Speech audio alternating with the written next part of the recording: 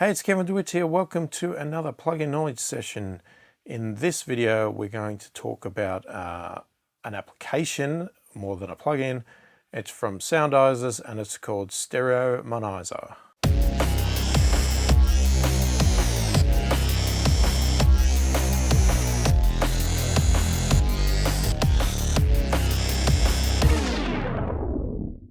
So if you're new to my channel and to my videos, if you like what you see, don't forget to click the thumbs up, subscribe to the channel, click the notification bell to be notified of all my future videos. So this tool, StereoMonoizer, really weird name. And it's not really a plugin as such, it's more of an application because you run it independently outside of your DAW. But I actually like it, I use it all the time. Especially for me, if you're mixing a lot and you have a lot of projects that you want to convert, then this tool's is going to be great for you. So it basically, you import your audio files into it, it does an analysis of it, and it tells you whether your tracks are stereo or mono. And the reason it's useful for someone like me is because a lot of the times if I'm doing mixing for clients, I will get mixes from different DAWs, Logic Pro, Ableton, Reason, whatever the client used to record and create their song, and they'll send it to me. And some of those will output everything as individual stereo files, even if technically they're a mono instrument. So you might have a mono kick drum, but when they export it, it comes out as a stereo file. Now I could import all of those into my projects as stereo files and then everything is just stereo, but I don't personally like to do that. I like to have my mono tracks as mono. And there's a few reasons for it. One is a bit of OCD. I just like to know that it's a mono track when I'm doing it. It allows me to pan sort of differently. It allows me to apply effects differently in a mono form as opposed to stereo. And it also saves me resources because stereo tracks generally take up more resources in your DAW, but also in my case, if I'm using a UAD system, they also take up more DSP because a stereo version of a UAD plugin takes more DSP than a mono version of a UAD plugin. So there is a benefit for me to run mono tracks when they are actually mono as opposed to running them as stereo. So if it's something that you do a lot for clients, then this tool can be very useful to you. If you're someone that just does your own stuff in your own room, and usually you are mixing your own songs in the same software that you recorded in and things like that, then maybe this tool is not necessarily something you're going to gravitate to. But if you are someone that is looking to do mixing for clients as a business or something like that, this can save you a lot of time because you could do the process manually, but using this tool is a lot quicker, a lot more efficient, and can save you a lot of time on your projects. So let me just show you what it does and we'll talk about it a bit more in the rest of the video. So the best way to know how to use this is quite simple, is we just open it up here. It's a very simple interface. We've got a few settings here. So some simple things here like include subfolders. So if I drag a folder in, it'll obviously include any files that are located in a subfolder that I've dragged in. Process selected items only, that's pretty self-explanatory. So if it's not selected, it won't process them. And show a processing log at the end. So when I run through this, you'll see that log pop up. And then we've got our processing mode here. So our main setting here, which is the primary purpose of this application, is the stereo mono conversion. So this is where it is determining and doing the processing to determine if a file is stereo or mono and what it should do with it. So the pan depth compensation setting here, if we were to tick that on, we have some various settings, and I've tried to read the manual to get the full understanding of it, and I sort of get a vague idea of it, but it's not 100% clear to me. It makes reference to if you have pre-mixed your files. So I'm guessing what they're talking about is you've started a mixing session, you've got your files in there, and you decide partway through that you want to convert the file to mono and it's a stereo file. And because each DAW does some hand law compensation and each DAW can have a different setting, so you'd need to look at your settings there, you would turn this on so that when you convert your file, the volume level of the file does not change. So you take it out of your mix, you convert the file, you bring it back in as a mono file.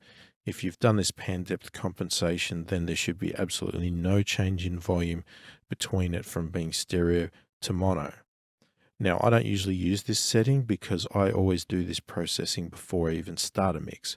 So even if it changes the volume of the signal when it goes from stereo to mono, it doesn't make any difference to me because I haven't done any mixing at all.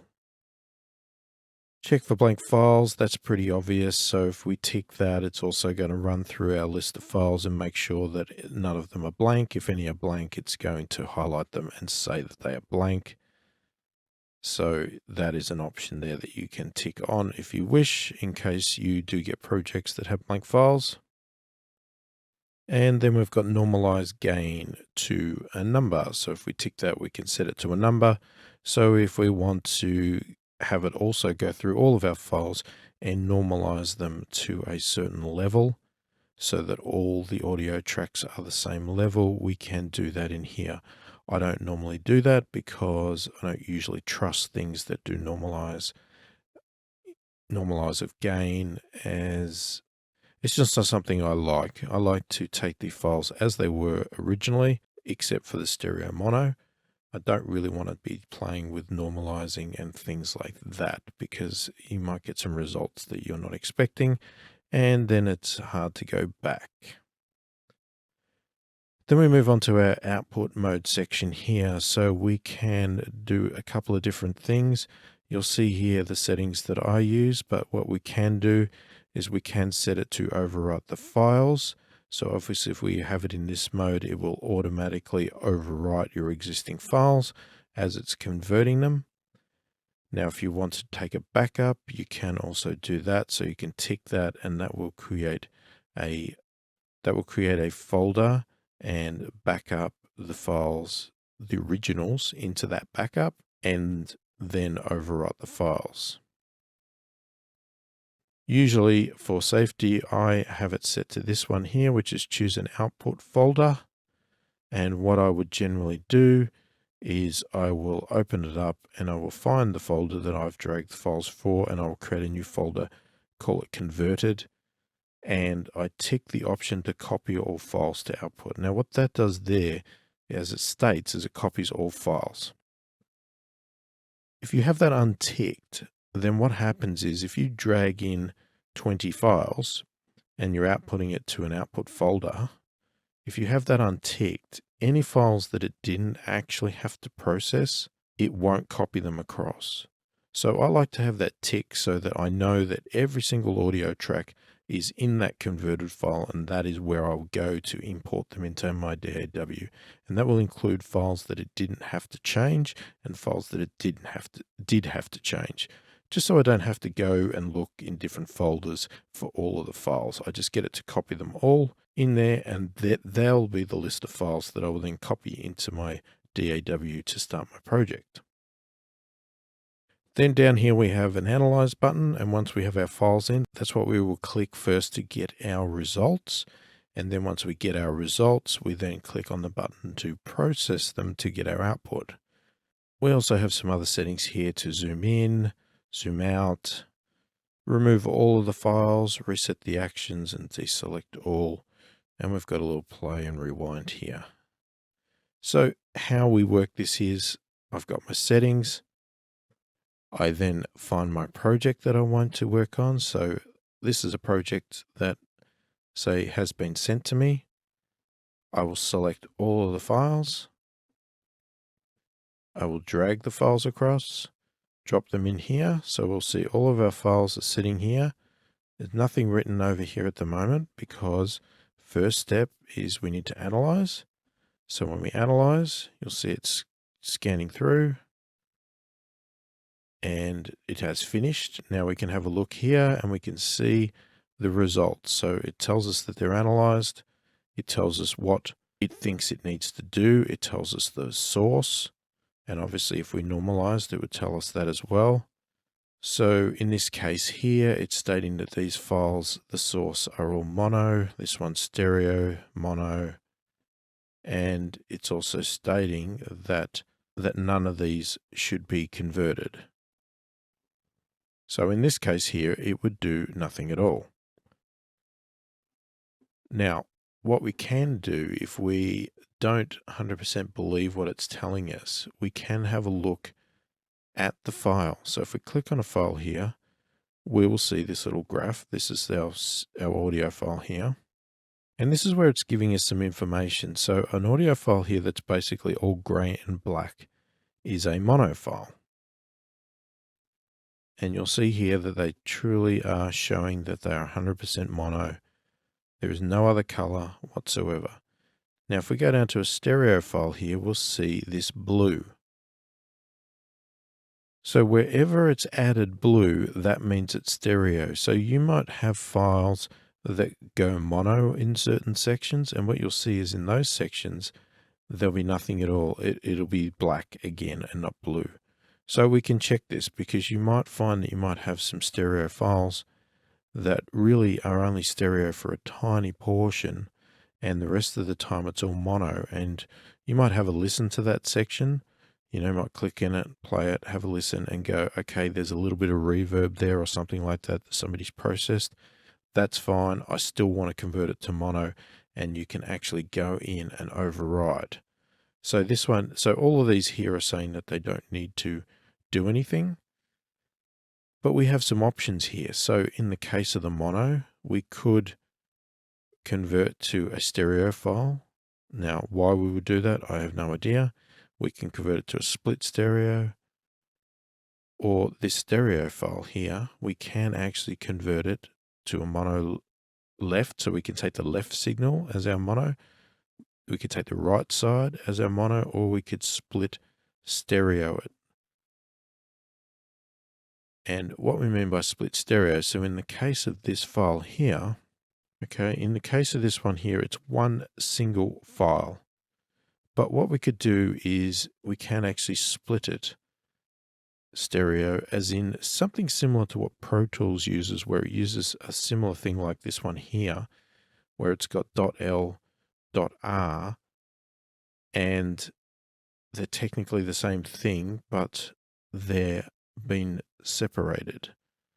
And Pro Tools does that usually with its audio files. So if you drag a stereo file into Pro Tools, import it, it will automatically split it into two. It will visually show it as one stereo file, but in the background, it splits it into two. Now, DAWs like Cubase that I use don't do that. They keep the files as stereo. So I get a lot of tracks from Pro Tools, and I get annoyed with this .L.R situation when I bring it into Cubase, because Cubase draws it as two separate tracks as opposed to one track that is stereo. It doesn't have the ability to know what that is.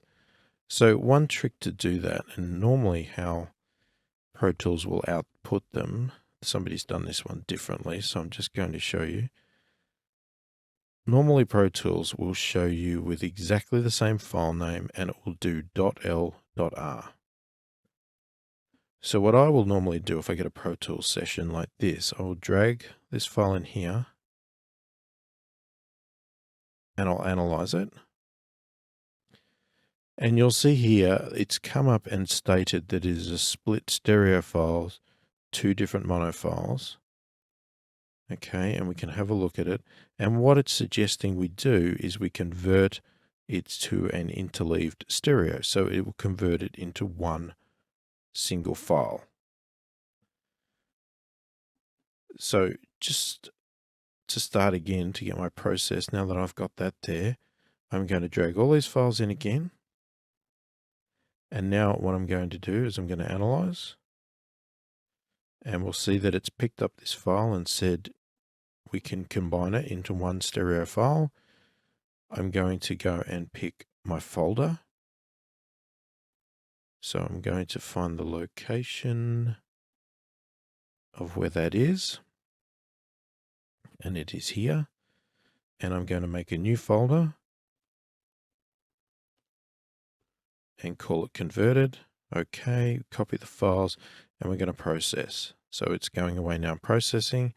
See, it's come up with this log file here, which is what we could turn off if we don't want to see this, but it tells us what it did.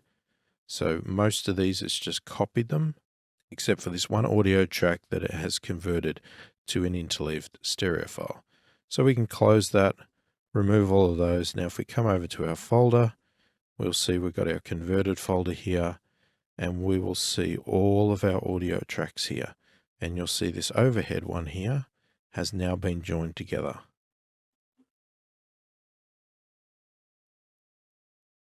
So let's have a look at another song and let's see what results we get from here. Now you'll already see there's a .l.r there as well in this one, but let's see if there's any stereo files that can be converted to mono. So we'll bring that in and analyze.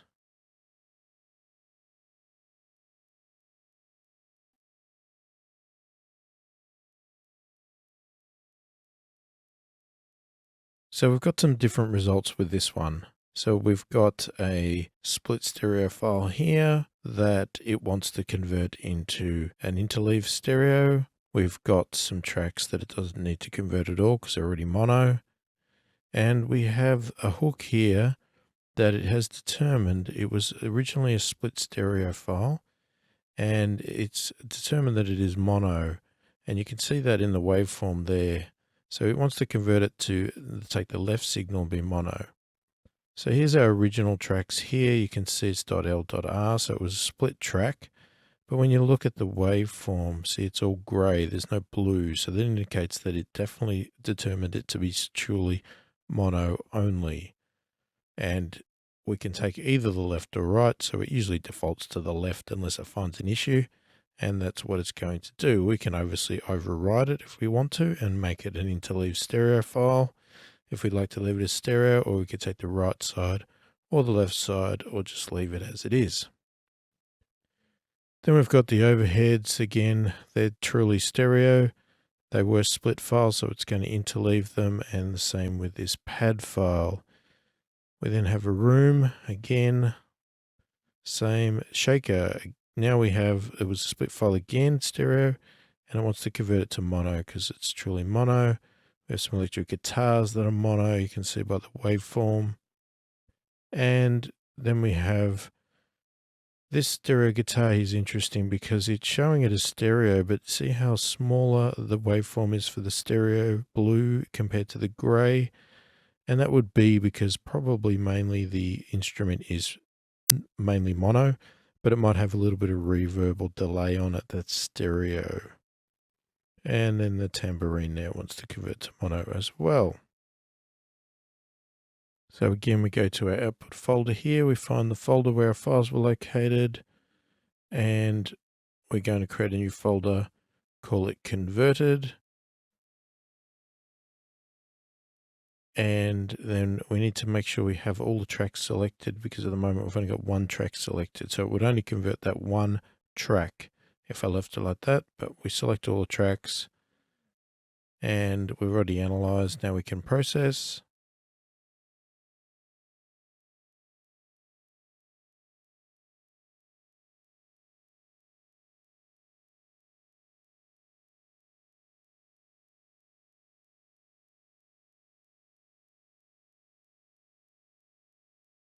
So once it finishes, it pops up our log as per before. Close that, and we go across to our converted folder, and you'll see all the tracks here. They've all been converted now, stereo, mono. Everything's the way we would like it. No split files in there. And that is it. Very simple tool, but very powerful and quite useful. So there you go, there's StereoMonoizer from Soundizers. As I said, I use this on all my mixes just to validate whether I'm using mono tracks or stereo tracks and converting them automatically very quickly. A lot more efficient than me doing it manually myself. So I find it quite useful, and it may help you if you are doing a lot of mixing for other people and you get tracks like that as well. Now, I forgot to mention at the start that this is an older video. The screen captures themselves have come from my website, haven't previously been put up on YouTube, but because it's a tool that I like to use, I wanted to share it with you. So hopefully, being an older video, the content was still okay quality. I didn't bore you too much, and it's still useful to you. So if you like what you see, don't forget to click the thumbs up, subscribe to the channel, click the notification bell to be notified of all my future videos. Hopefully it's been helpful. Thank you for watching, and I will catch you in the next video.